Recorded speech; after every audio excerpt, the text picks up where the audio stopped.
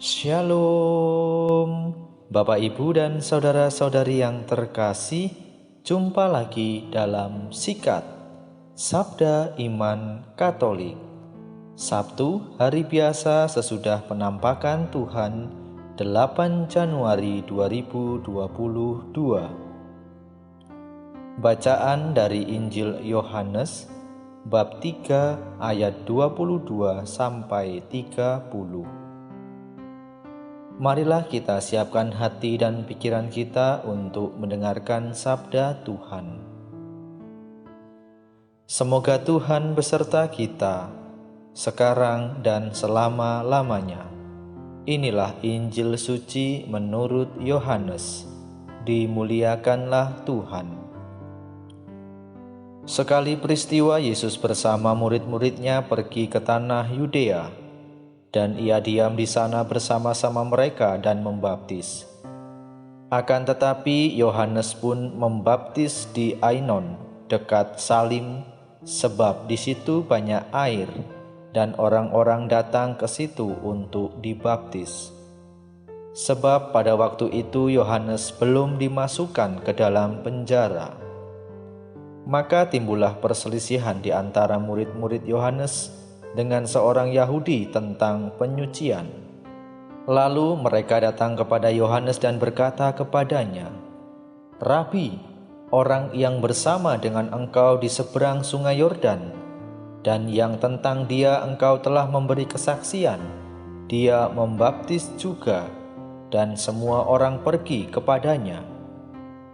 Jawab Yohanes, "Tidak ada seorang pun yang dapat mengambil sesuatu bagi dirinya, kalau tidak dikaruniakan kepadanya dari surga. Kamu sendiri dapat memberi kesaksian bahwa aku telah berkata, 'Aku bukan Mesias, tetapi aku diutus untuk mendahuluinya. Yang empunya mempelai perempuan ialah mempelai laki-laki.' Tetapi sahabat mempelai yang berdiri dekat dia dan mendengarkannya sangat bersukacita mendengar suara mempelai laki-laki itu. Itulah sukacitaku, dan sekarang sukacitaku itu penuh. Ia harus makin besar, tetapi aku harus makin kecil." Demikianlah sabda Tuhan. Terpujilah Kristus. Bapak, Ibu, dan saudara-saudari yang terkasih, renungan hari ini akan dibawakan oleh Suster Aprilia Anastasia Yuliani Alma dari Malang. Selamat mendengarkan.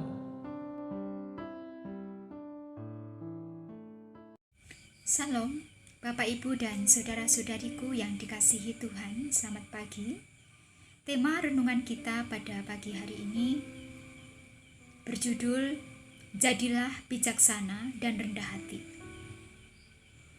Bapak, Ibu, dan saudara-saudariku yang dikasihi Tuhan, menjadi bijaksana dan rendah hati bukanlah hal yang mudah dalam perjalanan hidup kita. Kali ini, Injil mengajarkan kepada kita bagaimana kita bisa menjadi orang yang rendah hati dan bijaksana menurut teladan Yohanes Pembaptis. Bapak, Ibu, dan saudara-saudariku yang dikasihi Tuhan, kata bijaksana menurut Kamus Bahasa Indonesia adalah menggunakan seluruh akal pikiran, seluruh budinya,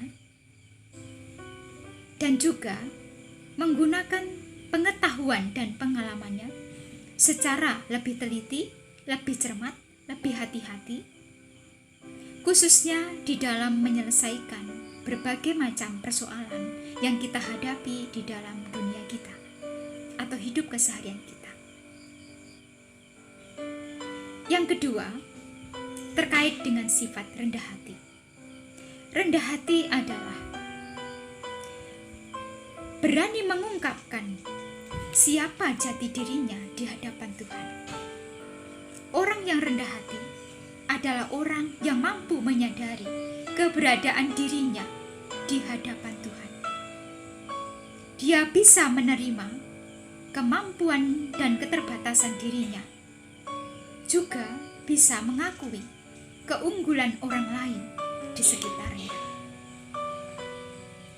Para saudara dan saudariku yang dikasihi Tuhan, Bapak Ibu sekalian yang saya kasihi, dua sifat ini, yaitu bijaksana dan rendah hati, merupakan sifat yang saat ini sedang diteladankan oleh Yohanes Pembaptis. Kita semua tahu bahwa Yohanes Pembaptis adalah seorang nabi yang besar.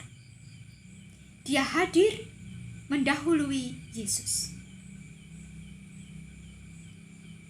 Dia mampu menjadi perintis jalan sebelum Yesus hadir di dunia, supaya orang-orang dapat dibaptis percaya kepada Allah. Tentu kehadiran Yohanes di zamannya merupakan sosok yang sungguh-sungguh mengagumkan. Dia bukan orang yang main-main.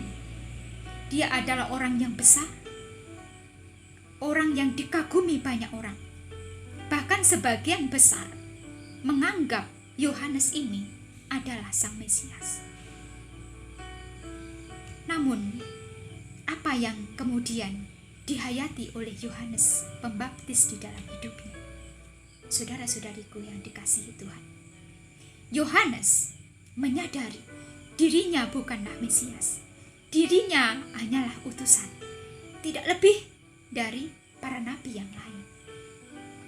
Maka kemudian Yohanes di dalam kata-kata mutiaranya yang seharusnya bisa kita simpan sampai detik ini adalah, dia harus semakin besar dan aku harus semakin kecil. Mengapa Yohanes kemudian mengatakan hal itu dan berani mengatakan hal itu kepada banyak orang? Para saudara, satu saja yang dimiliki oleh Yohanes, yaitu bijaksana dan rendah hati. Itu adalah ilmu yang tidak bisa ditukar, tidak bisa dibeli, tidak bisa dibuat-buat dengan cara apapun. Bahkan tipu-tipuan tidak bisa masuk dalam sifat bijaksana dan rendah hati. Kalau kita mau menjadi orang yang bijaksana dan rendah hati, maka seperti Yohanes, kita harus berani mengakui siapa diri kita, keterbatasan kita, bahkan mengakui juga orang lain jauh lebih baik daripada kita. Saudaraku yang dikasihi Tuhan, sifat bijaksana jauh dari sifat sombong.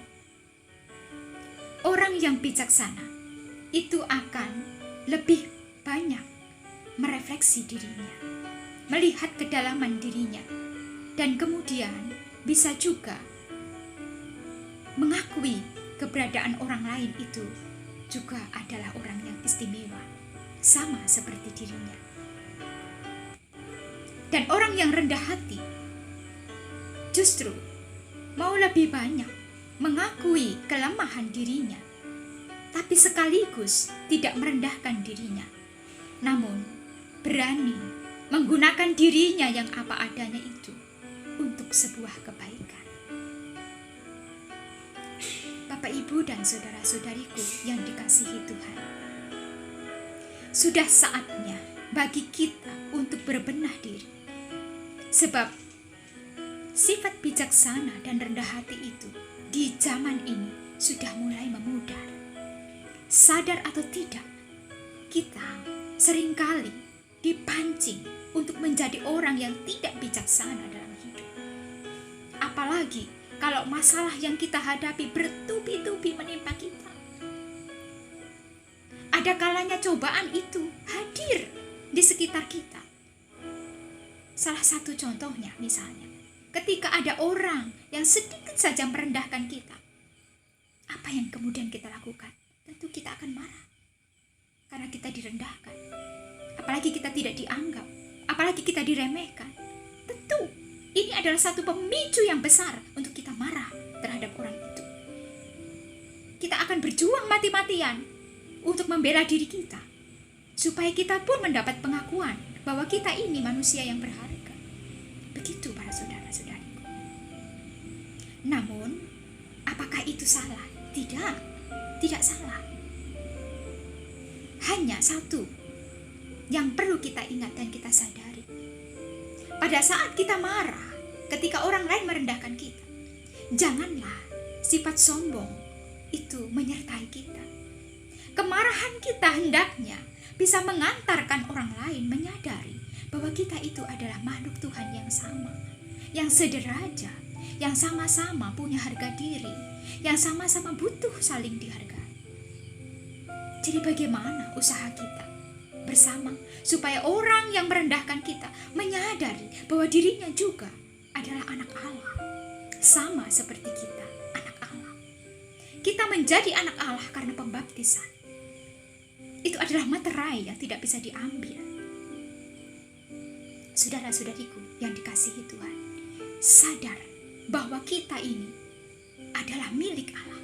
Maka mari kita berusaha, Anda dan saya, mari kita berjuang menjadi orang yang bijaksana, menjadi orang yang makin rendah hati, supaya dengan kebijaksanaan, supaya dengan kerendahan hati itu, kita dijauhkan dari sifat serakah, sifat sombong, sifat angkuh, sifat mencari jalan pintas untuk merusak masa depan kita, untuk merusak harapan kita ke depan.